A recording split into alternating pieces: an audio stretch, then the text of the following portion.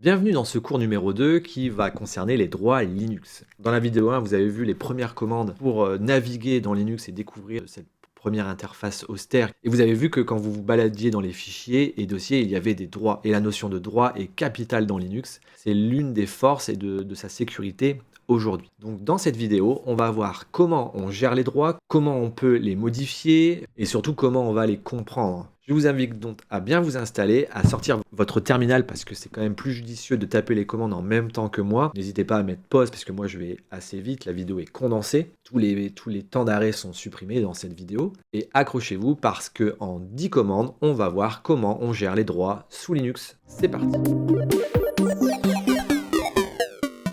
Dans cette vidéo, on va voir 10 commandes pour gérer les droits sous Linux. Mais avant ça, il faut quand même avoir un petit peu de notions théoriques sur la gestion des droits et des groupes dans Linux. C'est parti. Donc on a vu dans Linux qu'il était possible d'afficher des dossiers et qu'on avait identifié la position des droits. C'était ces sortes de lettres. Alors rassurez-vous, il n'y a que 3 types de lettres. Il y aura le R, le W et le X. Et le tiret, c'est tout ce qu'on trouvera dans les droits. On verra qu'il y a 3 groupes de 3 lettres. Donc dans un fichier, quand on lit les droits, il y a d'abord le type de fichier. Donc ça, soit c'est un tiret pour dire que c'est un fichier, soit c'est un D pour dire que c'est un dossier. Ensuite, vous avez 3 paquets de 3 lettres. Le premier paquet de 3 lettres, ça va concerner les droits du user sur le fichier. Donc vous, la personne qui est connectée. Le deuxième, ça va concerner les droits du groupe du fichier. Parce que vous verrez que Linux a une gestion de droits par individu, mais aussi une gestion de droits par groupe. Ce qui rend le système assez flexible et assez puissant. Et puis, bien sûr, forcément, une fois qu'on a été identifié en tant que propriétaire et en tant que groupe de personnes qui a des droits, et bien vous avez tous les autres. Et bien tous les autres, ce sont les 3 dernières lettres du paquet de droits qui vont être attribuées. Il faut savoir qu'un fichier ou un dossier, c'est le propriétaire. Le propriétaire, c'est celui qui est indiqué ici, juste après les droits. Il appartient aussi à un groupe de personnes. C'est le deuxième nom. Alors généralement, chaque utilisateur est dans le groupe qui lui appartient. Donc par exemple, Debian est dans le groupe Debian, Root est dans le groupe Root. Mais il est possible aussi que Debian soit dans le groupe Root, par exemple, si on modifie les personnes de groupe. Parce qu'on verra qu'on peut modifier les gens et les mettre dans un groupe, et même les mettre dans plusieurs groupes en même temps. Donc Debian, comment ça fonctionne? Vous avez le super utilisateur qui est tout en haut. C'est le user qui peut tout faire. Il a tous les droits, il peut tout modifier tout le temps. Quand vous êtes en super utilisateur, vous faites ce que vous voulez. C'est assez dangereux. Il peut faire des user add, c'est-à-dire qu'il peut créer des nouveaux users. On a vu dans la vidéo 1 qu'on a créé le user rapid show et en exercice, vous deviez créer le user. On peut créer comme ça autant de users qu'il veut avec autant de répertoire personnel qu'il souhaite, ou juste créer des users comme ça pour, par exemple, se connecter à SSH sans pour autant avoir de dossier personnel. Mais voilà, Linux possède un ensemble de users. Et puis, il peut aussi gérer des groupes, Linux. Vous pouvez avoir un groupe d'admin, par exemple. Vous pouvez avoir un groupe de direction, voilà. Et puis un groupe, par exemple, de développement sur votre système. C'est possible. Vous pouvez créer les groupes que vous voulez. On verra après avec les commandes. Première commande que l'on va voir dans cette vidéo, c'est comment on affiche un groupe. C'est la commande groupe en anglais avec un S. Par exemple, si je tape groupe de l'utilisateur root, il va me donner le nom du groupe de root. Donc là, root appartient au groupe root. Si je fais groupe Debian, si on précise un user, donc là j'ai précisé Debian parce qu'en paramètre, je peux mettre le nom d'un user. Je ne suis pas obligé d'avoir que les groupes de la personne connectée. Bien, par exemple, Debian appartient au groupe Debian, son groupe principal, mais il appartient aussi au groupe CD-ROM, au groupe Floppy, donc il a accès à la lecture du CD-ROM et de la disquette, à l'audio, à la vidéo, etc., etc. Ce sont ces groupes. Alors, vous verrez qu'avec Linux, un utilisateur est forcément dans un groupe. Par exemple, user 1, il appartient au groupe admin. Mais user 1, puis user 2, il appartient au groupe développement. User 3 peut aussi appartenir au groupe admin, parce que contrairement à la langue française, un groupe peut être constitué d'une personne ou un groupe peut être constitué de 0 personnes. Mais la petite astuce, c'est que user 1, il peut être dans 2 groupes en même temps. Là, il est dans le groupe admin et le groupe direction. C'est là où ça commence à être flexible et assez puissant. Donc le fichier, quand il est créé ici, il appartient ici, comme on peut le constater, au premier groupe, au user 2. Donc ça veut dire que c'est le user 2 qui est propriétaire du fichier. Il a donc les droits des 3 premières lettres. On verra après, bien sûr, ce que c'est que les droits. Le groupe admin, en haut, il a les 3 deuxièmes lettres. Donc ça veut dire que les personnes qui sont dans ce groupe, user 1 et user 3, ont les droits R-X. Et puis les autres, troisième groupe, c'est tous ceux qu'on n'a pas donnés. Donc ça peut être aussi celui-là, ceux qui sont dans tout plein d'autres groupes, ils auront les droits d'accès qui possèdent les 3 dernières lettres de cette combinaison de droits. Et du coup, on va voir un peu à quoi correspondent ces différentes lettres. Les 3 droits fondamentaux de Linux, c'est le R, le W et le X. Le R, c'est égal à read, ça veut dire un droit de lecture. Le W, ça veut dire write, ça veut dire un droit d'écriture. Et le X, c'est le X de exécution, c'est un droit d'exécuter un programme. Ça veut dire que une personne sur un fichier peut soit le lire, soit l'écrire, ou soit l'exécuter si c'est un programme, puisque vous verrez que les programmes ce sont des fichiers sur Linux. Et bien à partir de ces 3 droits fondamentaux, on peut faire tout ce qu'on veut, puisque un utilisateur, il peut regarder un fichier, peut le modifier, ou il peut l'exécuter. L'exécution, voilà, c'est un droit un peu plus nouveau pour vous, parce que les droits de lecture et d'écriture, normalement ça vous parle déjà, vous êtes déjà tombé sur un fichier qui était en lecture seule, donc il était en read-only. Quand il y a un petit tiret, c'est que le droit n'est pas acquis. Ça veut dire si vous avez le R, vous avez le read, et si vous n'avez pas le read, vous avez un petit tiret. Du coup, les trois groupes sont toujours positionnés dans ce sens. C'est toujours R, W et X. Donc si la personne a tous les droits, elle a le droit de lire, écrire et d'exécuter. Si on le veut qu'elle ait les droits que de lire, elle aura le R, mais elle n'aura pas l'écriture et pas l'exécution. Si elle a le droit de lire et écrire, elle aura le read, le W, mais pas l'exécution. Et ainsi de suite, ainsi de suite. Donc on peut faire 9 possibilités de gestion de droits par fichier, et par groupe, et par utilisateur, et par autre utilisateur. Donc dans le cas qu'on vient voir ici, le propriétaire du fichier a les 3 droits. Il a le read, le droit de lecture, le write et l'exécution. Ça, c'est le propriétaire. Ensuite, on a le groupe. Le groupe peut lire, il n'a pas le droit d'écrire le groupe, mais il a le droit d'exécuter les programmes. Et les autres, dans ce cas, ils ont le droit de lire, ils n'ont pas le droit d'écrire, ils ont le droit d'exécuter le programme. Ça, c'est typique des droits de base. C'est que le propriétaire, il peut tout faire, il peut modifier son fichier, mais les autres et ceux qui sont dans son groupe n'ont pas le droit de modifier, mais ils peuvent lire et exécuter. Des fois, on peut permettre à ceux du groupe d'avoir la lecture et l'écriture, mais les autres, ni la lecture ni l'écriture. C'est possible aussi. Deuxième commande que l'on va voir dans cette vidéo, c'est change mode, changer les modifications d'un fichier. Donc ça veut dire changer les droits d'un fichier. Quand un fichier a un ensemble de droits, il est possible de les modifier. Exemple, ce fichier ici a tous les droits pour le propriétaire, a les droits de lecture et d'exécution pour le groupe et les droits de lecture et d'exécution pour les autres.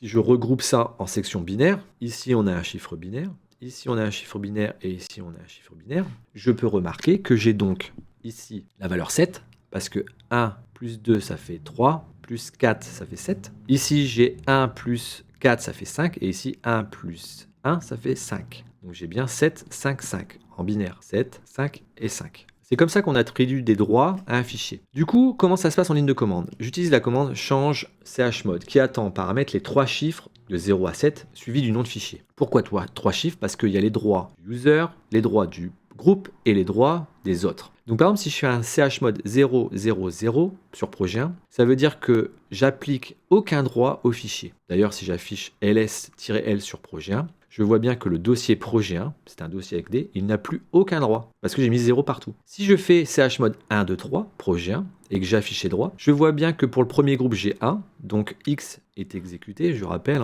ça fait en gros 0, 0, 1. Ensuite, j'ai le 2, pour le groupe, ça fait 0, 1, 0, ça fait 2 en binaire. Et ensuite, j'ai 3 pour les autres, ça fait bien 0, 1, 1, ce qui vaut 3. Du coup, j'ai les droits d'écriture et d'exécution pour les autres. J'ai que les droits d'écriture pour le groupe et j'ai que les droits d'exécution pour le propriétaire. Voilà comment on change les droits sur projet 1. Donc 1, 2, 3, voici la combinaison binaire adaptée. Il est possible de changer le propriétaire du fichier. Donc c'est la commande change own pour change propriétaire. Change own. Au début, si je fais change own, ça prend en paramètre le nom du propriétaire, 2 points le nom du groupe et le nom du fichier. Donc là, change own, donc shown. Le nom de propriétaire, c'est root. Le nom du groupe, c'est Debian. Et je l'applique à projet 1. La permission n'est pas autorisée parce que je n'ai pas été en administrateur. Je dois me connecter en root, donc je vais soutirer root. Une fois que je suis en root, je refais un shown root Debian, donc user root groupe Debian. J'applique ça au projet 1. Et si je me rends là où est projet 1, je vois bien que maintenant projet 1, quand je fais le ls, le propriétaire, c'est root. Et le groupe, c'est Debian. Ensuite, commande change groupe. Je peux changer les personnes d'un groupe. Donc par exemple, ici, si je tape la commande change group, je mets le nom du groupe. Je peux mettre aussi -R pour appliquer tous ces changements à tout le monde. Parce que généralement, si on change le propriétaire ou change le groupe d'un dossier, on veut aussi que les fichiers qui sont à l'intérieur soient changés. Donc généralement, on applique R aussi. Il est possible de changer les groupes d'un user. On va utiliser la méthode, la commande usermod pour user modification. Les paramètres attendus et l'option, c'est une liste de groupes séparés par des virgules, espace, le user. On va rajouter l'option "-ag" pour ajouter le user au groupe ou "-g" pour changer le groupe principal du user. Par exemple ici, j'affiche les groupes de Debian, ils sont affichés sur la deuxième ligne ici. Et si je fais un user mode "-g root Debian, je vais changer le groupe de Debian en root. Si je raffiche en gros les groupes de Debian, je vois bien que maintenant Debian, avant son premier groupe c'était Debian, maintenant c'est devenu root. J'ai fait passer Debian du groupe de Debian vers le groupe root. Et j'ai gardé les autres. Le "-g" ne fait que modifier le principal. "-ag" permet de rajouter un groupe. C'est-à-dire qu'avant, j'avais tout ça en ligne, et quand j'ai fait cette commande, eh bien, il m'a ajouté à la fin le user Debian, il l'a remis dans un groupe Debian. Donc maintenant, j'ai à la fois Debian qui est dans le groupe root et dans le groupe Debian. Donc voilà les deux utilisations de la commande. Il est possible aussi de supprimer un user avec userdel. C'est simple, il faut userdel espace son nom. Et puis, si on utilise l'option "-r", si on veut aussi supprimer ces fichiers. Donc, généralement, on le fait parce que quand on supprime un user, on ne veut pas que ces fichiers restent dans le disque dur. Userdel rapid show, la commande s'exécute. Si je refais la commande une deuxième fois, elle n'est pas exécutée puisqu'il va me dire que le user n'existait pas. Il est possible aussi de supprimer un groupe, donc c'est la commande groupdel. C'est la commande 7 de cette vidéo, c'est groupdel suivi du nom du groupe. Si je fais groupdel toto, il va me dire que le groupe n'existe pas. Je n'ai pas envie de supprimer un groupe important de mon système, donc je n'ai pas montré la commande. Mais il suffit de taper le nom du groupe qui existe. La commande passwd, c'est pour changer un password. On applique cette commande à un user. C'est-à-dire que si je fais passwd à Debian, il va demander le nouveau mot de passe, de le retaper une deuxième fois. Et le mot de passe sera changé pour cet utilisateur. Neuvième commande, c'est le gppasswd. C'est le group password. Alors, il y a l'option "-a" pour ajouter l'user dans le groupe et "-d" pour le retirer du groupe. Donc ça permet en gros d'ajouter un user dans un groupe. Si je vais ajouter le user root dans le groupe Debian, je fais gpass-a root Debian. Dernière commande, la commande cat qui permet de lire un fichier. C'est un peu celle de Nano, mais elle est beaucoup plus rapide parce qu'elle n'ouvre pas de logiciel. Elle permet d'afficher le contenu du fichier directement dans le terminal. Donc si je fais cat test1.html pour afficher le fichier test1.html, eh bien il va m'afficher le code HTML directement dans la console. La commande, c'est cat et le nom du fichier. En exercice 2, pour terminer, premièrement, je vous demande quels sont les droits du fichier coucou qui est ici. Donc c'est un dossier, et il a le petit d. Je vous demande de me donner les droits pour le user, le groupe et pour les autres. Et je vous demande ensuite de regarder ici et de me dire quel est le groupe de ce fichier. Exercice 3, un peu plus compliqué, c'est un mini TD. Je vous demande de vous connecter en route et de créer un fichier test1.html. Donc vous allez utiliser la commande nano. Ensuite, je vous demande de changer le propriétaire de ce fichier en utilisant la commande shown. Je vous demande de vous connecter avec le user Debian, puisqu'avant vous étiez connecté en route. Je vous demande de vous déplacer là où se situe le fichier, donc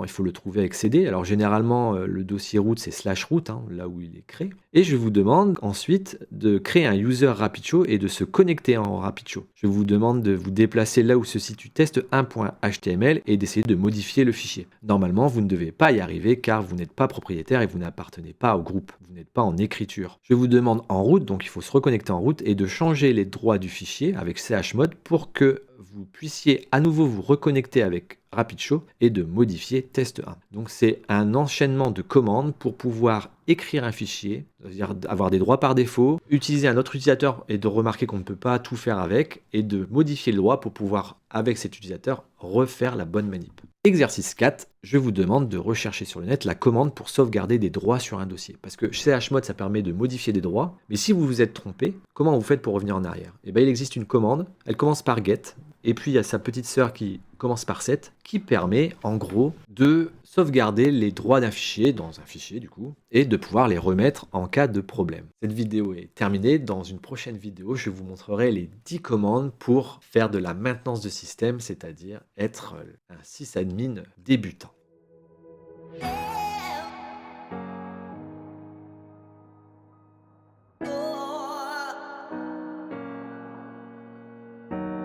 Yeah.